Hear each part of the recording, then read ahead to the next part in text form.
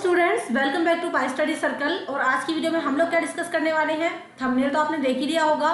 सो 10th NIS Hindi जिसका code 201 है, उसका सॉल्व TMA सेशन 2021 वाले बच्चों के लिए मैं लेकर आ गई हूँ। जैसा कि आप लोग पिछले काफ़ी टाइम से मुझे कमेंट्स कर रहे थे, लगातार आप लोग के कमेंट्स आ रहे थे 10th वाले बच्चों के भी और 12th वाले बच्चों के भी, कि मैम आपने 2020 सेशन वाले बच्चों के तो TMA के सोल्यूशन प्रोवाइड कर दिए हैं, मगर हमारा क्या होगा 2021 के सेशन में जिन्होंने अप्रैल या फिर अक्टूबर में एडमिशन ले रखा है। सो बेसिकली ये जो वीडियो है इसमें मैं सोल्यूशन बताने वाली हूँ गाइस आप लोगों को, जिन्होंने अक्टूबर या फिर अप्रैल, पहले आएगा आपका 2021 में अप्रैल, तो अप्रैल वाले और अक्टूबर वाले दोनों ही बच्चों के लिए वीडियो है, क्योंकि अप्रैल हो या अक्टूबर हो दोनों के ही TMA आपके सेम होंगे अगले साल के।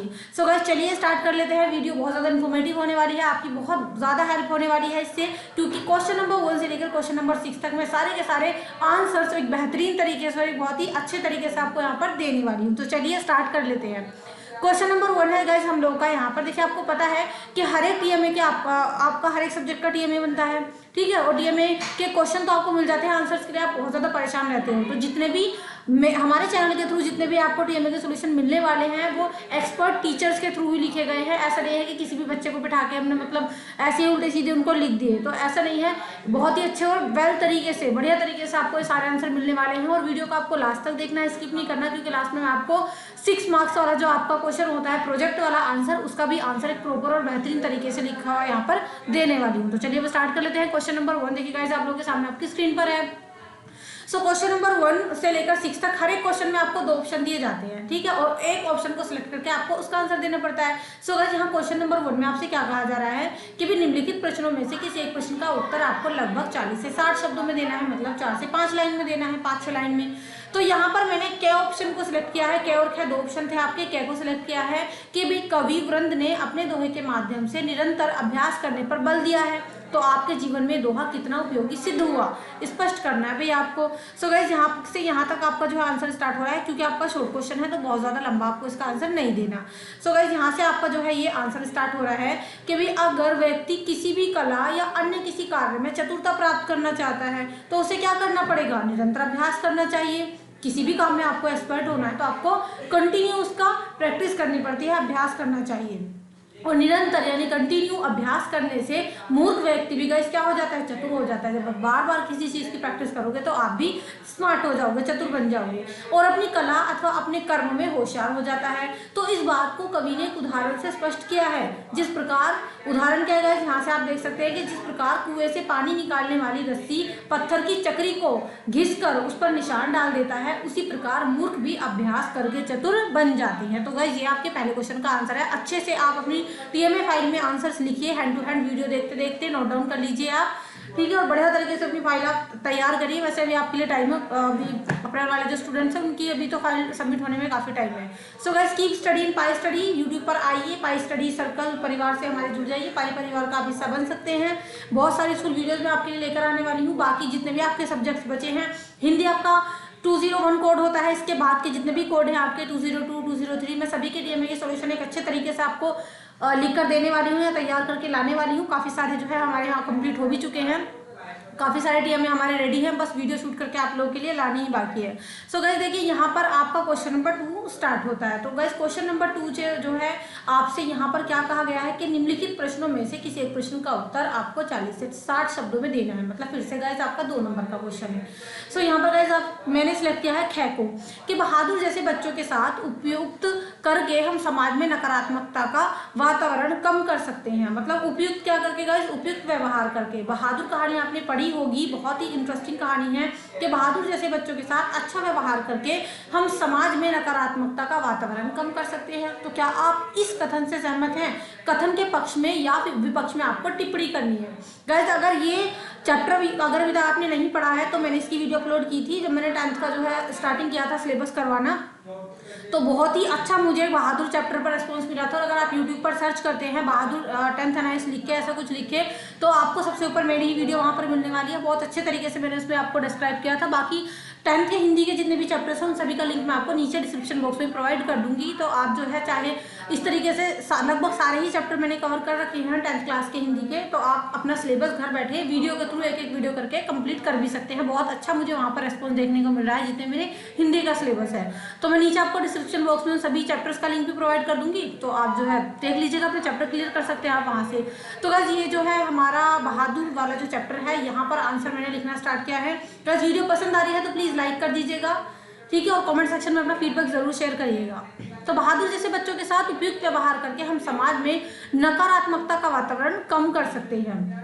और आपसे कहा गया है कि भाई क्या आप इस कथन से सहमत हैं, तो मैं कहती हूँ कि हाँ भाई मैं इस कथन से पूरी तरीके से सहमत हूँ तथा इसके बिल्कुल पक्ष में हूँ। ये कहानी हमें ये सोचने पर विवश करती है, मजबूर करती है कि हमें नौकरों के साथ अच्छा व्यवहार करना चाहिए और उन पर किसी भी प्रकार का अत्याचार नहीं होना चाहिए।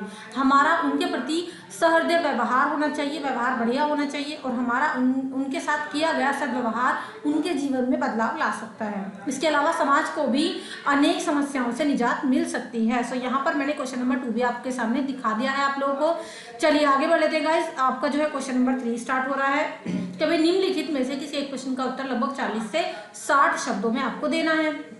सो गाइस यहाँ पर मैंने सिलेक्ट किया है क्या ऑप्शन को सिलेक्ट किया है। देखिए आपको हर एक क्वेश्चन के अंदर 2 ऑप्शन मिलेंगे, क्या और ख्या करके, लेकिन आपको केवल और केवल किसी भी एक ऑप्शन को सिलेक्ट करके उसी का आंसर लिखना है। तो यहाँ पर मैंने क्या को सिलेक्ट किया है, सुखी राजकुमार कहानी के किस प्रसंग ने आपके हृदय को छू लिया। ठीक है, सुखी राजकुमार भी एक कहानी है, उसका लिंक भी आपको नीचे डिस्क्रिप्शन बॉक्स में मिल जाएगा। मैं पूरी प्लेलिस्ट आपके साथ शेयर कर दूंगी, डिस्क्रिप्शन बॉक्स आप लोग चेक कर सकते हैं। सो प्लीज़ सब्सक्राइब कर लीजिएगा चैनल को, बहुत सारे स्कूल वीडियोस आपका वेट कर रही हैं। सिलेबस भी काफ़ी सारे जो सब्जेक्ट्स हैं हमारे चैनल पर, काफ़ी सारे एनआईएस वाले बच्चों के सिलेबस हम लोग कर रहे हैं, स्टार्ट किए हुए हैं हमने, उन पर भी हमें काफ़ी अच्छा रिस्पॉन्स मिल रहा है। तो आप भी जो है अपना सिलेबस घर बैठे बिना किसी कोचिंग के और विदाउट बुक्स के आप तैयारी कर सकते हैं हमारे चैनल के थ्रू। तो गाइस यहाँ पर आपका जो क्वेश्चन क्या है कि भाई सुखी राजकुमार की कौन सा वो सीन है जिसने आपके दिल को छू लिया, उसका आंसर है कि सुखी राजकुमार कहानी के उस प्रसंग ने हमारे दिल को छू लिया जब राजकुमार की मूर्ति भट्टी में पिघलाने के लिए डाली जाती है। ठीक है, इस मार्मिक अंश से यह अभिप्राय निकलता है कि हृदय मानवीय संवेदनाओं के कारण तो पिघल सकता है, पर वह स्वार्थी लोगों के अनुरूप ढलने को तैयार नहीं है।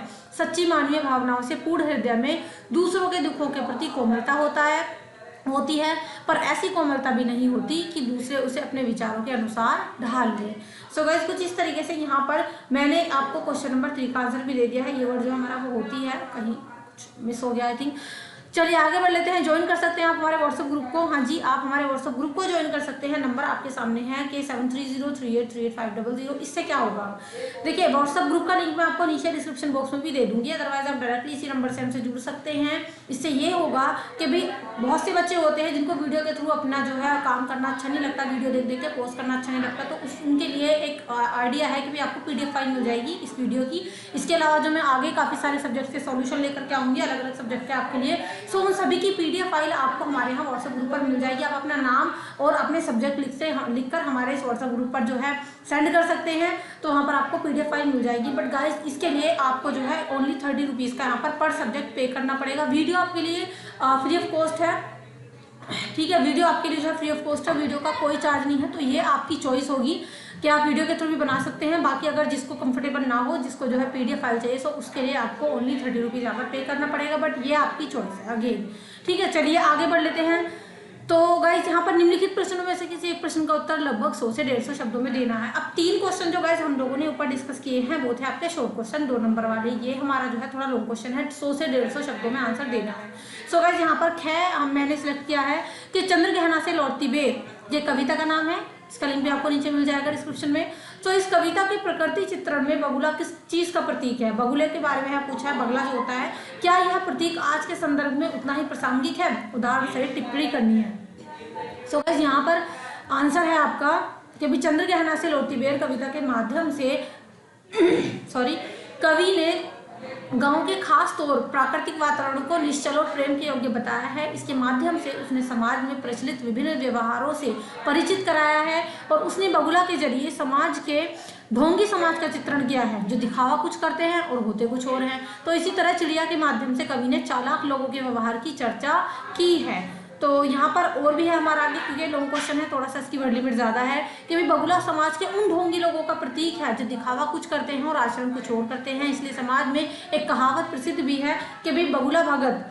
कविता में ऐसा ही एक ढोंगी बगुला ध्यान लगाए बैठा है, पर जैसे ही मछली उसको दिखाई पड़ती है वो फट से उसको निगल लेता है। तो इस तरीके से बगुला सफेद पोष पूंजीपति शोषक वर्ग का प्रतीक है, जो मौका पड़ते ही शोषित करने का जो है तैयार रहते हैं, शोषण करने को, और शोषण करने से बाज नहीं आते।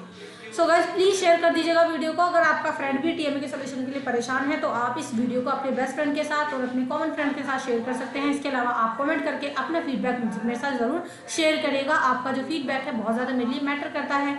सो प्लीज़ लाइक कर दीजिएगा वीडियो को और फीडबैक कर दीजिएगा, मतलब कमेंट सेक्शन में बताइएगा मुझे आपको कोई डाउट तो नहीं है और आपको वीडियो कैसी लगी है। चलिए आगे बढ़ते हैं, क्वेश्चन नंबर 5 की ओर देख लेते हैं कि निम्नलिखित में से किसी एक प्रश्न का उत्तर आपको लगभग 100 से 150 शब्दों में देना है। अगेन आपका ये लॉन्ग क्वेश्चन है। यहाँ मैंने सिलेक्ट किया है कै को। सो कै जो है आपका ये क्वेश्चन कह रहा है कि भी बूढ़ी पृथ्वी का दुख, ये कविता का नाम है। तो इस दूर करने के लिए आप समाज को किस प्रकार जागरूक करेंगे। सो गाइस आंसर है कि आज व्यक्ति अधिक सुविधाएं प्राप्त करने के प्रयास में अनेक उलझनों में फंस कर रह गया है और उसके पास आवश्यक कामों के लिए भी समय नहीं है। युवाओं को अपने बुजुर्गों की कोई फिक्र नहीं है, दुखी हैं या सुखी हैं उन्हें इसका कोई पता ही नहीं है, कोई किसी को किसी से मतलब ही नहीं है।